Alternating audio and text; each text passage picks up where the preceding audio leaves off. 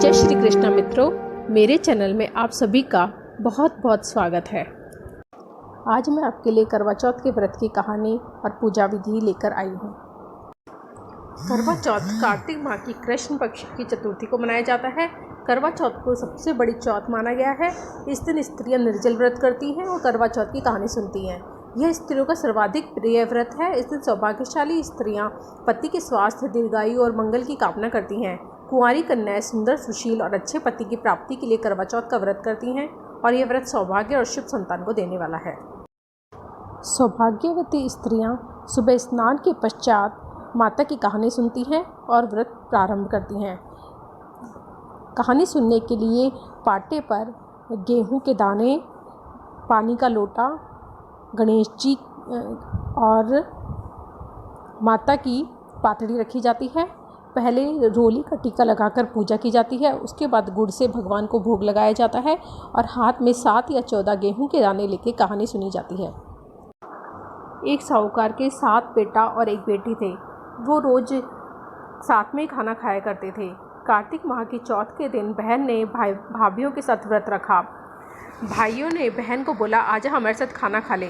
बहन बोली, आज मैं ऐसे खाना नहीं खाऊंगी, आज मेरा करवा चौथ का व्रत है, इसलिए मैं करवा चौथ का चांद देखकर ही खाना खाऊंगी। भाइयों ने सोचा ऐसे तो हमारी बहन भूखी ही रह जाएगी, तो उन्होंने एक भाई ने दिया जलाया और दूसरे भाई ने चलनी से टीले पे चढ़कर बहन को दिखा दिया कि देख बहन, चांद उग गया है।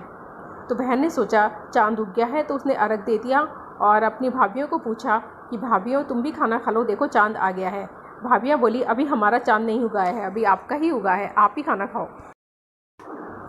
बहन बिना सोचे भाभियों के साथ जीमने बैठ गई। जैसे ही पहला घास मुँह को लिया वैसे बाल आया, दूसरे में छींक आई और तीसरा ग्रास तोड़ते ही ससुराल से बुलावा आ गया। वो कपड़े निकालने लगी तो सारे कपड़े सफ़ेद ही निकले। माँ बोली, तेरे भाग्य में जो लिखा है वही होगा। माँ ने उसे सफ़ेद कपड़े ही पहना दिए और हाथ में सोने का रुपया दिया और कहा, जो तुझे पूरा आशीर्वाद दे उसे सोने का रुपया दे देना और पल्ले को मोड़कर गांठ दे देना। रास्ते में सब औरतें भाइयों का सुख देखना आशीष देती गई, लेकिन किसी ने भी सुहाग का आशीष नहीं दिया। वो आगे गई तो उसे पूरा आशीर्वाद किसी ने नहीं दिया। एक छोटी सी ननद पालने में सो रही थी, बोली, सीली हो, सपूती हो, 7 पूत की माँ हो, थर अमर सुहाग हो। उसने सोने का रुपया ननद को देकर पल्ले के गांठ बांध ली और घर में गई तो रोना कूटना लगा था। उसका पति मर चुका था। वो बोली, मैं तो अपने पति को जलाने नहीं दूंगी, मेरे लिए तो अलग झोपड़ी बनवा दो, मैं भी इनके साथ जंगल में ही रहूँगी। सास उसे रोज़ बासी रोटी भेज देती और कहती कि है ना, मुर्दा सेवने को रोटी दे आप। ननद रोज़ उसकी रोटी लेके आ जाती और वो उस रोटी को खा लेती और वहीं रहती।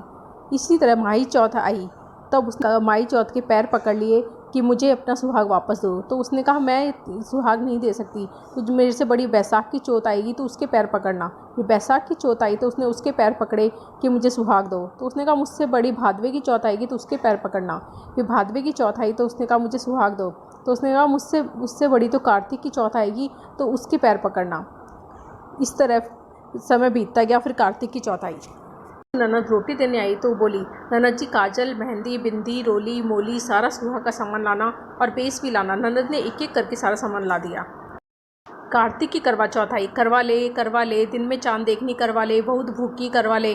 माता वो मेरे पिछले जन्म के दुश्मन थे, यही कहकर उसने माता के पैर पकड़ लिए और छोड़ पापिन मेरे पाँव, तू मेरे पाँव पकड़ने लायक नहीं है।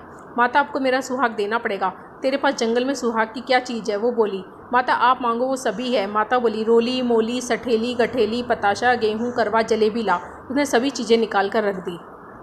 माता बोली, ये ज्ञान तुझे कहाँ से आया? हे माता, मुझे जंगल में ये ज्ञान कौन देगा? मुझे तो सारा ज्ञान आपने ही दिया है। माता ने सारी सुहाग की चीज़ों को घोल कर छींटा दे दिया और तो उसका पति अकड़ कर बैठ गया और जाते हुए माता ने झोंपड़ी को लात मारी तो महल हो गए।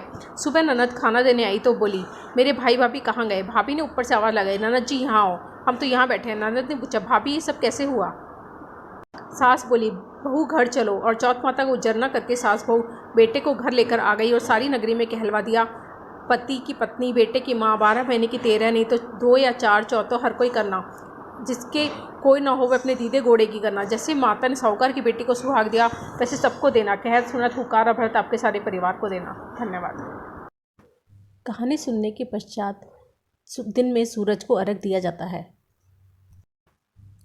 रात को जो गेहूं के दाने कहानी सुनते समय हाथ में लिए जाते हैं उनको उनसे चंद्रमा को अर्घ दिया जाता है, चंद्रमा को भोग लगाया जाता है। और अर्घ देते समय बोलने का मंत्र मेरे दूसरे वीडियो में है, आप जाके देख सकते हैं। धन्यवाद। अगर आपको मेरी वीडियो अच्छी लगती है तो please like, subscribe and share my channel. धन्यवाद।